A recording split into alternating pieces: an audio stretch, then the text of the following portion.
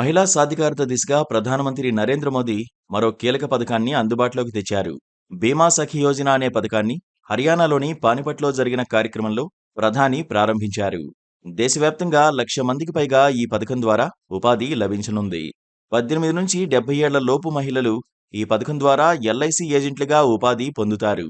మహిళల్లో అక్షరాస్యత పెంపు, ఆర్థికంగా బలపడేందుకు ఈ పథకాన్ని ఉద్దేశించారు. ముఖ్యంగా గ్రామీణ ప్రాంత మహిళలకు ఉపాధి, ఉద్యోగావకాశాలు కల్పించడం, స్థిరమైన ఆదాయం ఉండేలా చూడడం పథకం ముఖ్యోద్దేశం. మహిళా ప్రగతికి అవరోధమైన సామాజిక ఇబ్బందులను తొలగించడం ప్రధానోద్దేశంగా ఈ పథకం రూపొందినట్టు ప్రధాని తన ప్రసంగంలో తెలిపారు. గతంలో కొన్ని పనులను మహిళలకు అప్పగించే విషయంలో ఆటంకాలు ఎదురయ్యేవని, మన ఆడకూతుళ్లకు అలాంటి అవరోధాలను తొలగించాలని బీజేపీ నిర్ణయించిందని ప్రధాని వివరించారు.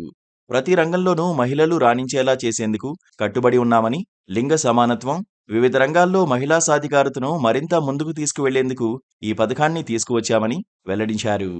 కనీసం 10వ తరగతి ఉత్తీర్ణులై 18 నుంచి 70 ఏళ్ల వయసు గల మహిళలను ప్రభుత్వ రంగ జీవిత బీమా సంస్థ అయిన ఎల్ఐసి ఏజెంట్లుగా నియమించనుంది. ఈ మేరకు మహిళల సాధికారత కోసం కొత్త పథకాన్ని ప్రారంభించింది.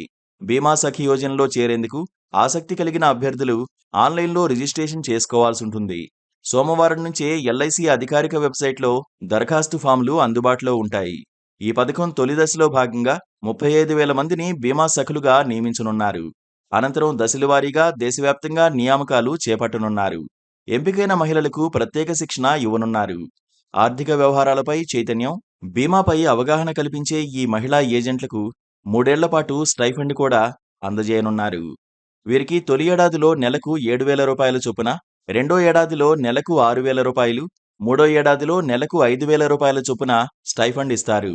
ఈ పథకం కింద 3 ఏళ్లలో 2 లక్షల మంది మహిళలను బీమా సఖులను నియమించనున్నారు. శిక్షణ అనంతరం ఎల్ఐసి ఏజెంట్లుగా పనిచేసే వీరికి స్టైఫండ్తో పాటు కమిషన్ కూడా అందజేస్తారు. పట్టభద్రులైన బీమా సఖులను ఎల్ఐసిలో డెవలప్మెంట్ ఆఫీసర్లుగా నియమించే అవకాశం కూడా ఉంటుంది.